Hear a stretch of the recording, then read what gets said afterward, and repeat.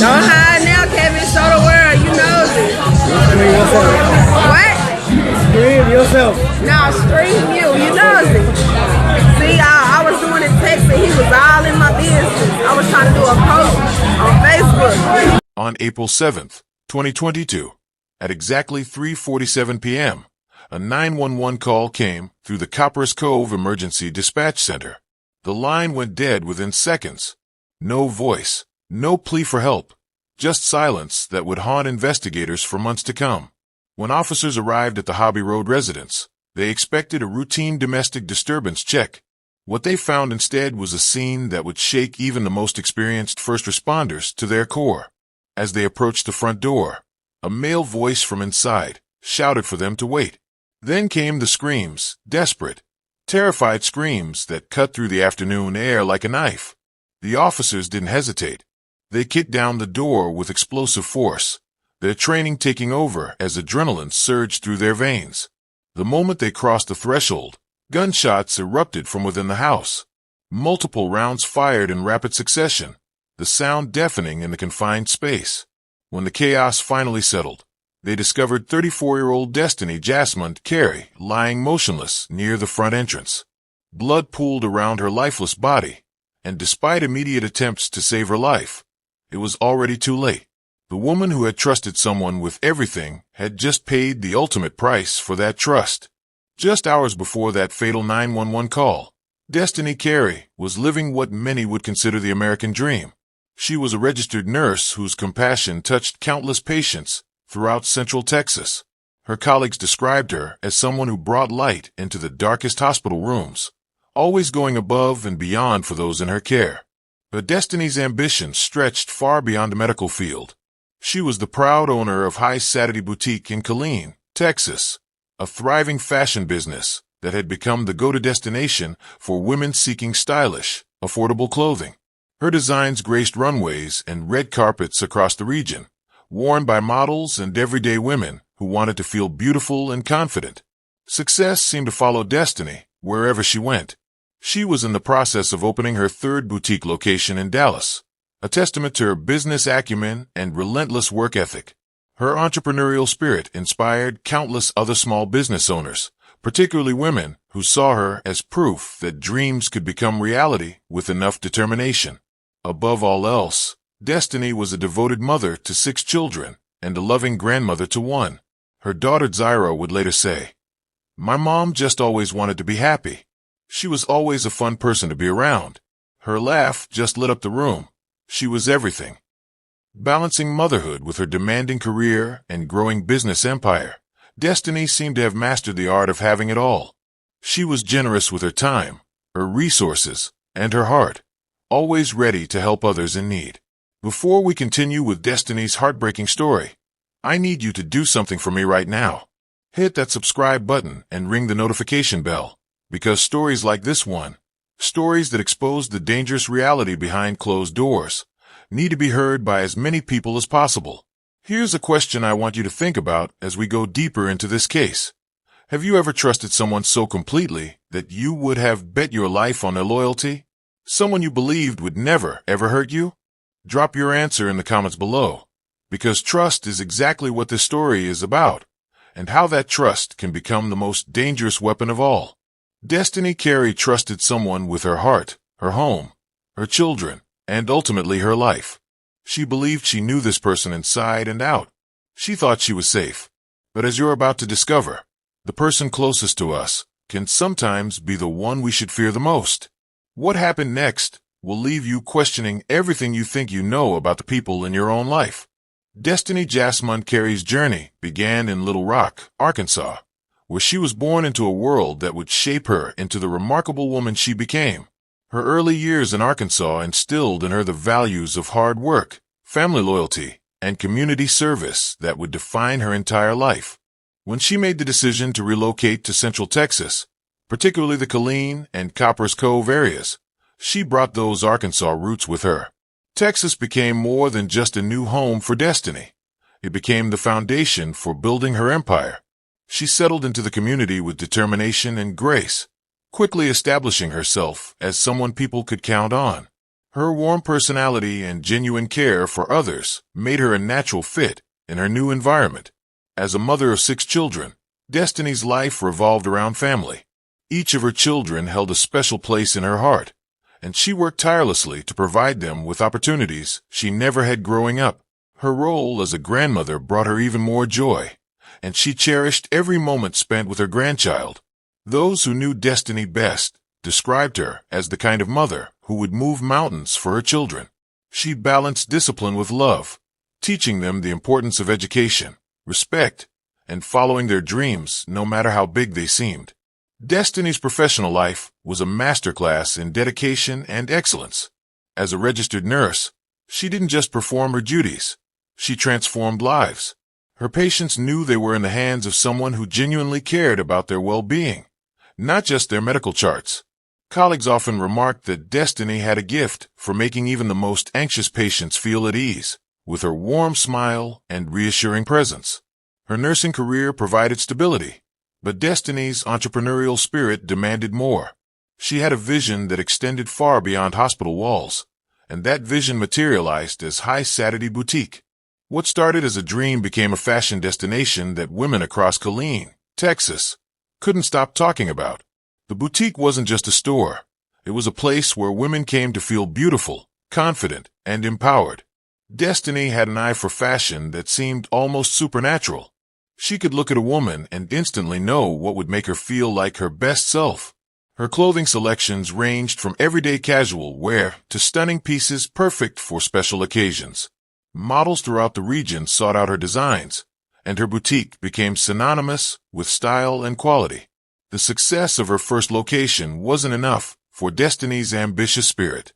She was actively working on opening a 3rd boutique in Dallas, a move that would have expanded her influence into one of Texas's largest fashion markets. Her business plan was solid, her financing was in place, and her dreams were about to reach new heights. Destiny's influence extended far beyond her professional achievements into the very heart of her community.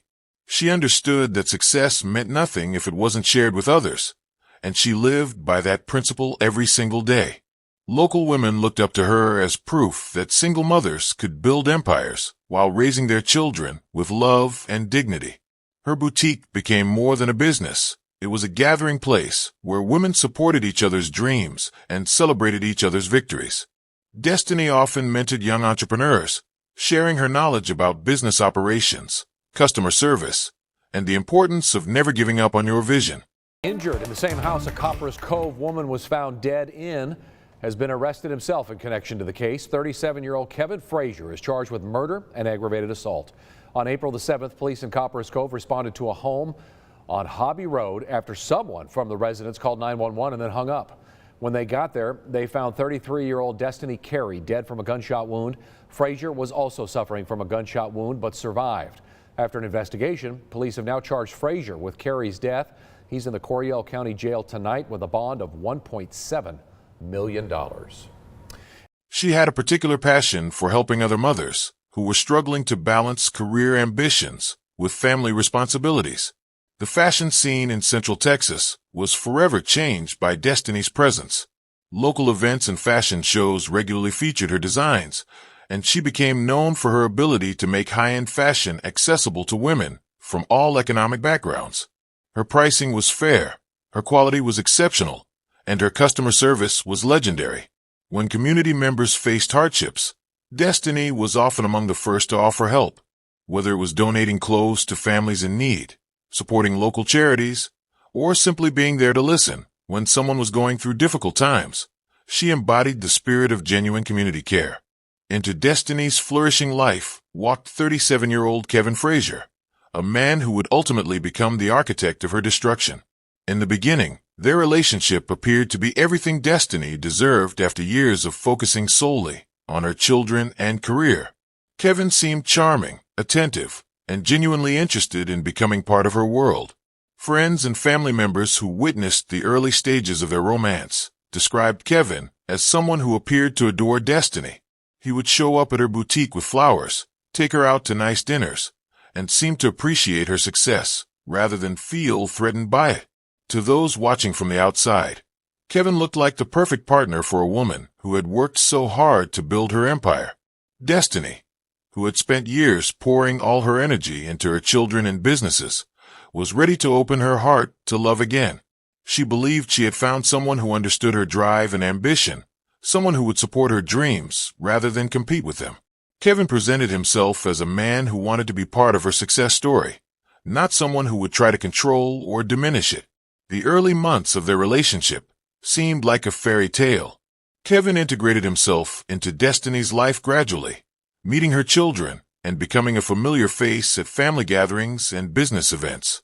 What Destiny didn't know was that Kevin Frazier carried a dangerous secret, a documented history of violence that painted a terrifying picture of the man she was falling in love with. Court records revealed a pattern of behavior that should have sent every alarm bell ringing, but Kevin had become an expert at hiding his true nature from those he wanted to manipulate.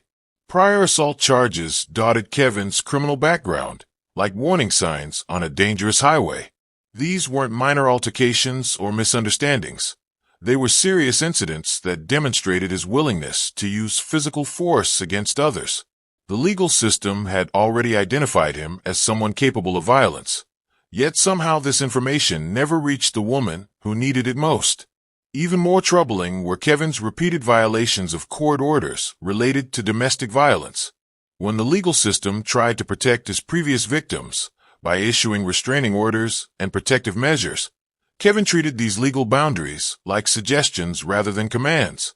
He had shown time and again that he believed himself above the law when it came to controlling the women in his life. The pattern was clear to anyone who took the time to look. Kevin Frazier was a man who used violence as a tool to maintain power and control. His criminal history read like a roadmap of escalating aggression, each incident building toward something more dangerous. As their relationship progressed, Kevin's mask began to slip, revealing the controlling monster beneath the charming facade. What started as seemingly protective behavior quickly transformed into suffocating jealousy. He began questioning Destiny's interactions with customers at her boutique, demanding to know why she was friendly with certain people, and expressing anger when she spent time with friends or family without him. Kevin's jealousy extended to every aspect of Destiny's successful life.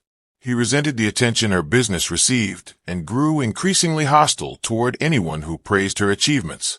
The confident, independent woman he had initially pursued was now seen as a threat to his need for dominance and control. The threats began subtly but escalated rapidly. Kevin made it clear that he viewed Destiny and her children as his property, not as individuals with their own rights and freedoms. He used intimidation tactics designed to isolate her from her support system, making her feel like he was the only person she could depend on. Unfortunately, like so many victims of domestic violence, Destiny found herself trapped in a cycle where love and fear became dangerously intertwined. By 2021, Kevin Frazier's true nature had fully emerged, and Destiny found herself living in a nightmare that grew more terrifying with each passing day. The threats that had once been whispered behind closed doors became bold declarations of violence that extended beyond Destiny to include her children. Kevin made it clear that no one in her family was safe from his rage. The Copperas Cove Police Department began receiving calls from Destiny's Hobby Road residents with alarming frequency. Each call painted a picture of escalating domestic violence that should have triggered immediate intervention. Officers responded to reports of shouting, physical altercations, and threats that left Destiny and her children living in constant fear of what Kevin might do next. Destiny had reached out for help a full year before her death, reporting Kevin's threats to both herself and her children to law enforcement. She understood the danger she was in and tried to work within the system to protect her family. The documentation of these threats would later become crucial evidence, but at the time, they seemed to fall on deaf ears. Kevin's behavior followed the classic pattern of an abuser who was losing control. As Destiny tried to distance herself from him, his threats became more specific and more violent. He made it clear that if he couldn't have her, no one could. The psychological warfare he waged against her was designed to break her spirit and make her believe that escape was impossible. April 6, 2022, would prove to be the final warning that went unheeded. Police officers were called to Destiny's home once again for what would be recorded as another domestic violence incident. The responding officers found a situation that should have triggered immediate protective action, but somehow the system failed to recognize the imminent danger Destiny was facing. The details of that final call painted a clear picture of a woman who was running out of time and options. Kevin's behavior had reached a level of aggression that left no doubt about his intentions. The threats were no longer vague promises of future violence. They had become specific plans that should have sent every alarm bell ringing throughout the law enforcement community. Destiny's fear was visible to everyone who encountered her during those final 24 hours. Friends and family members who spoke with her noticed a change in her voice, a desperation that hadn't been there before. She seemed to understand that something terrible was about to happen, but the system designed to protect her had already failed her too many times. The officers who responded to that call on April 6th had no way of knowing they were witnessing the final chapter of Destiny's life. Within 24 hours, the woman they had tried to help would be lying dead in her own home, killed by the very man she had been trying to escape. I need to pause the story right here and ask you something that could literally save a life. How many warning signs does someone need to show before we take action? How many times does a woman need to call for help before the system actually protects her? If you're watching this video and you recognize these warning signs in your own life or in the life of someone you care about, please don't wait for tomorrow. Don't think it will get better on its own. Don't believe the promises that things will change. Destiny believed those promises, and look where it got her. Drop a comment below if you've ever witnessed these red flags in a relationship: controlling behavior, threats, isolation from family and friends.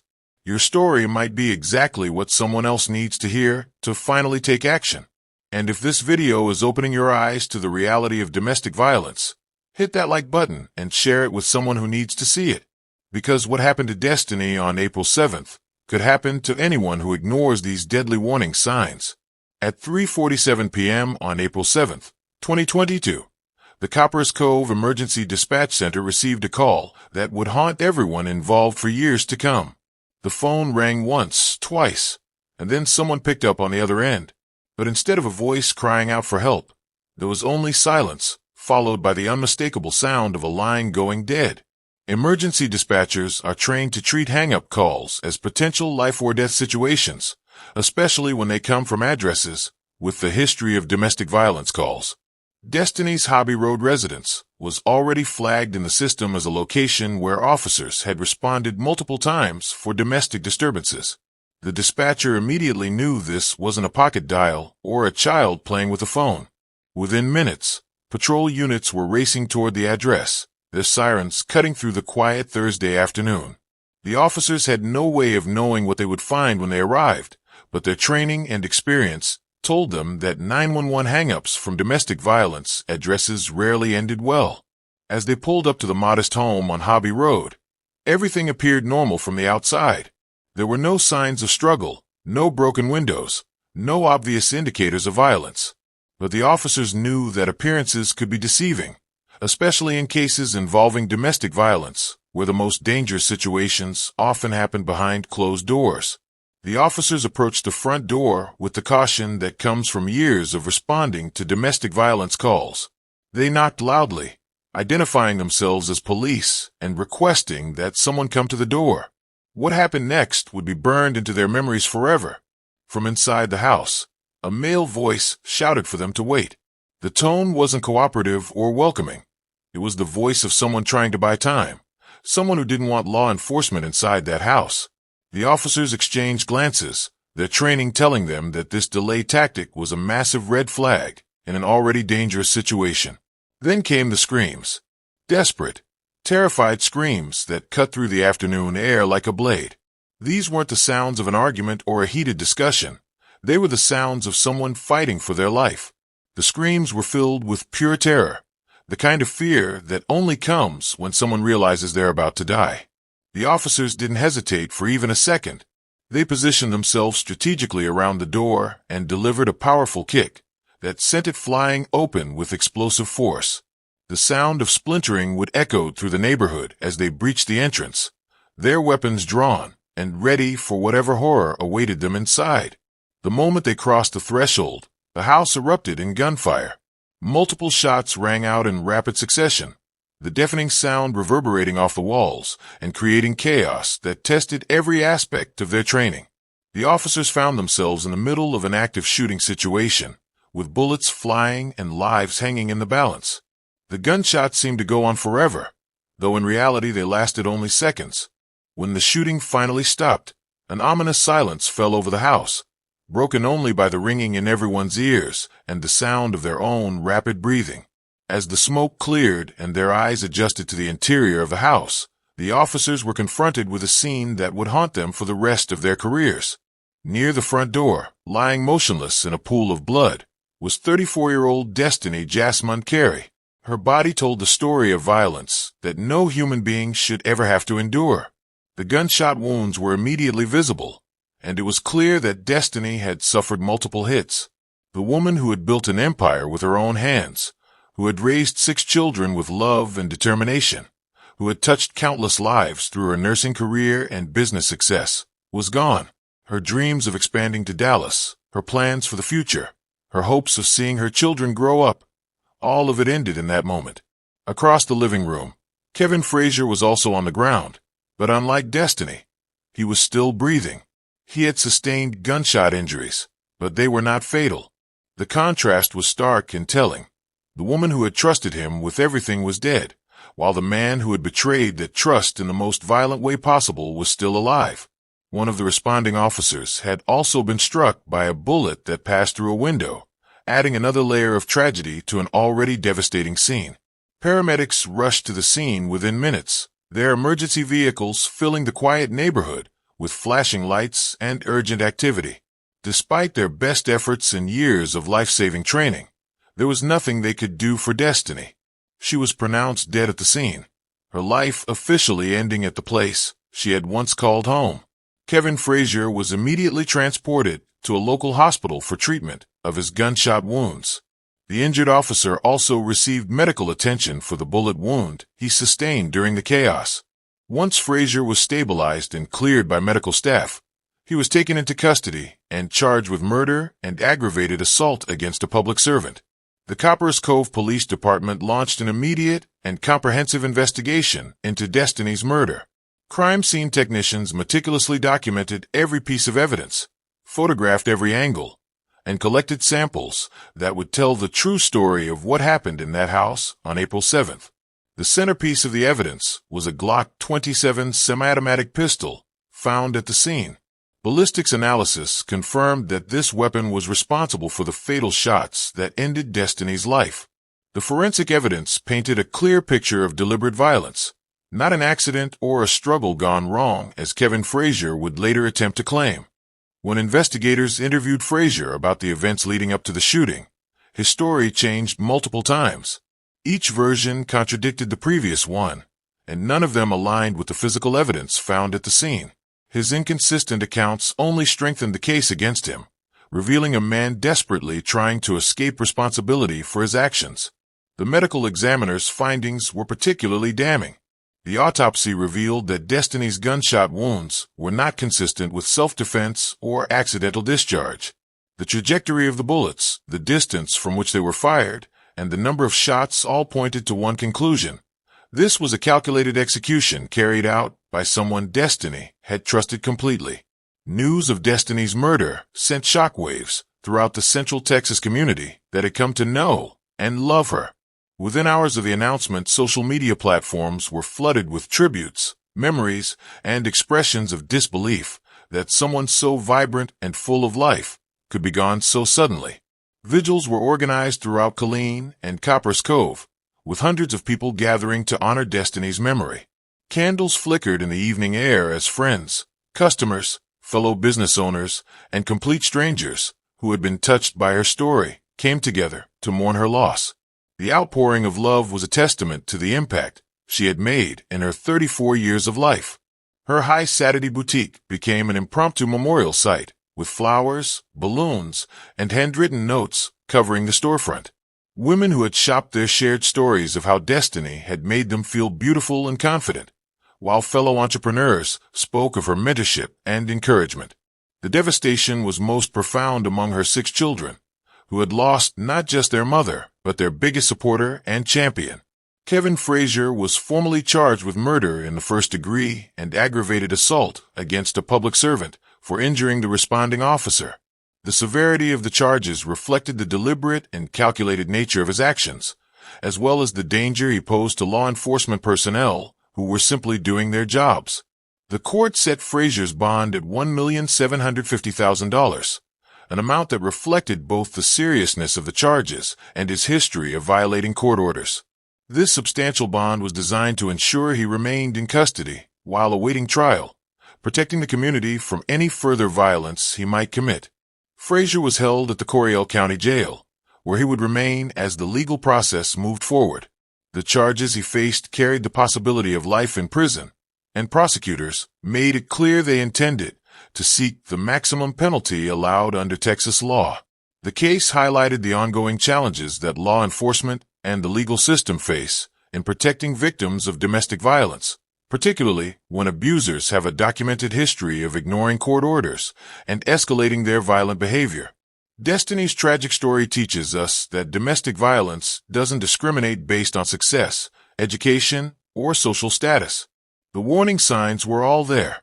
Kevin's history of assault charges, his violations of court orders, his escalating control and jealousy, and his threats against Destiny and her children.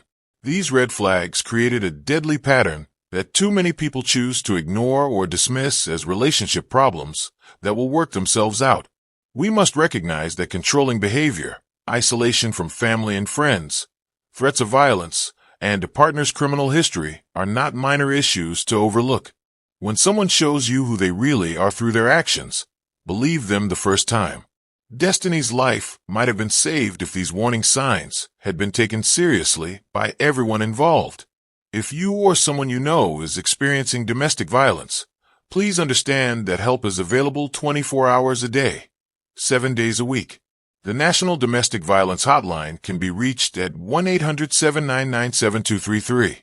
You can also text the word SAFE to 88788 for immediate assistance. Visit thehotline.org for additional resources, safety planning tools, and information about local shelters and support services. Remember that leaving an abusive relationship is often the most dangerous time for victims, so professional guidance is crucial. Don't try to handle this alone. Trained counselors are standing by to help you create a safety plan that could save your life. Destiny Jasmine Carey deserved so much better than the violent end Kevin Frazier gave her. Her story must serve as a wake-up call for all of us to take domestic violence seriously and to support the victims in our communities who are crying out for help. If this video opened your eyes to the reality of domestic violence, please hit that like button and share it with someone who needs to see it.